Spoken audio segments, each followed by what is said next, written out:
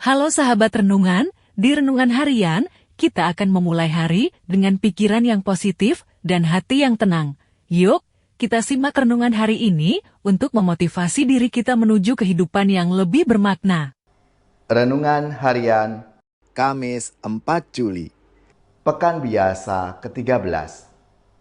Semoga kita bersama keluarga, komunitas kita selalu dalam keadaan baik, tetap sehat dan bersemangat. Marilah kita mengawali renungan kita hari ini dengan tanda kemenangan Kristus. Dalam nama Bapa dan Putra dan Roh Kudus. Amin. Allah Bapa yang Maha Rahim, Engkau menaruh belas kasih dan menganugerahkan pengampunan atas dosa kami. Semoga kami pun tekun dan setia meneruskan kasih kebaikan-Mu kepada sesama kami. Dengan pengantaraan Yesus Kristus Putra-Mu Tuhan kami, yang bersama dengan Dikau dalam persatuan Roh Kudus, hidup dan berkuasa Allah sepanjang segala masa. Amin. Dalam nama Bapa dan Putra dan Roh Kudus. Amin. Inspirasi kita hari ini dari Injil Suci menurut Matius bab 9 ayat 1-8. Pada suatu hari, Yesus naik ke dalam perahu lalu menyeberang. Lalu sampailah ia ke kotanya sendiri. Maka dibawalah kepadanya seorang lumpuh yang terbaring di tempat tidurnya.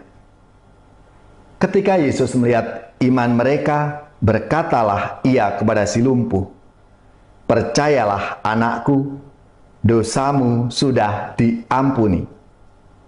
Maka berkatalah beberapa ahli Taurat dalam hatinya, "Ia menghujat Allah."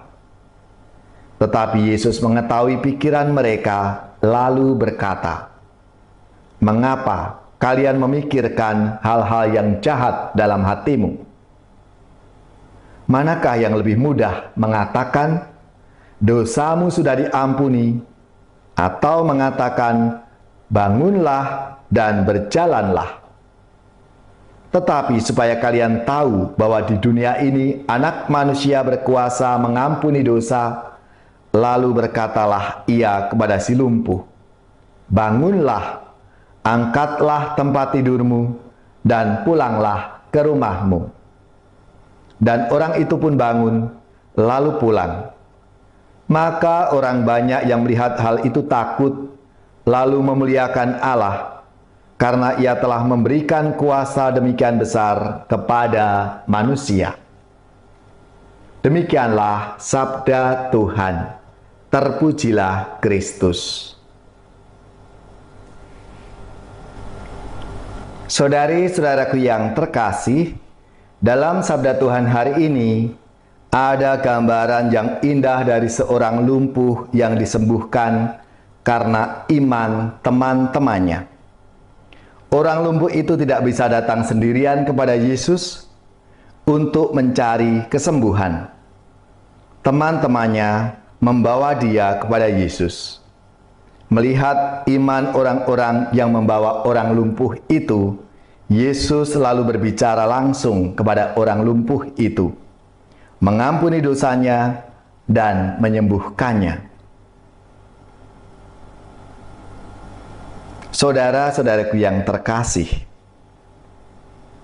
tindakan membawa orang lumpuh itu kepada Yesus adalah tindakan cinta, perhatian, dan kasih sayang.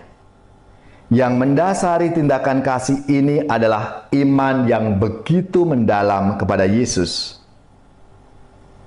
Santo Paulus pernah berbicara tentang iman yang bekerja melalui kasih, atau iman yang mengekspresikan dirinya dalam kasih. Iman yang sejati akan selalu diekspresikan dalam tindakan pelayanan yang penuh kasih. Ada saat-saat kita menjadi seperti orang lumpuh itu, yaitu saat kita membutuhkan dukungan orang lain untuk membawa kita ke tempat yang tidak dapat kita capai sendiri, Ada saat-saat lain ketika kita mungkin dalam posisi orang-orang yang membawa orang lumpuh itu. Sebagai gereja, kita semua dipanggil untuk saling membawa satu sama lain kepada Tuhan. Ketika iman kita sendiri lemah, kita membutuhkan iman orang lain untuk membawa kita kepada Tuhan, untuk membuka diri ke hadirat Tuhan. Saudari-saudaraku yang terkasih, melalui sabda Tuhan hari ini tentunya menjadi inspirasi, semangat, dan juga refleksi kita. Apakah kita bersedia membawa semakin banyak orang kepada Tuhan untuk mendapatkan rahmat pengampunan, rahmat kesembuhan? Apakah kita mau menjadi saluran rahmat pengampunan dari Tuhan itu untuk sesama kita? Ya Tuhan, Engkau mengampuni dosa-dosa kami. Semoga kami pun mampu mengampuni yang bersalah kepada kami.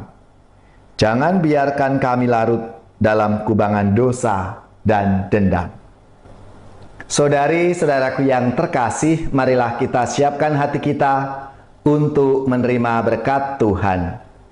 Semoga saudari-saudara sekalian, keluarga-keluarga kita, orang-orang yang kita doakan, mereka yang sakit, yang menderita, seluruh tugas, belajar, pekerjaan, usaha, serta karya pelayanan kita dibimbing, dilindungi dan diberkati oleh Allah yang Maha Kuasa, Bapa dan Putra dan Roh Kudus.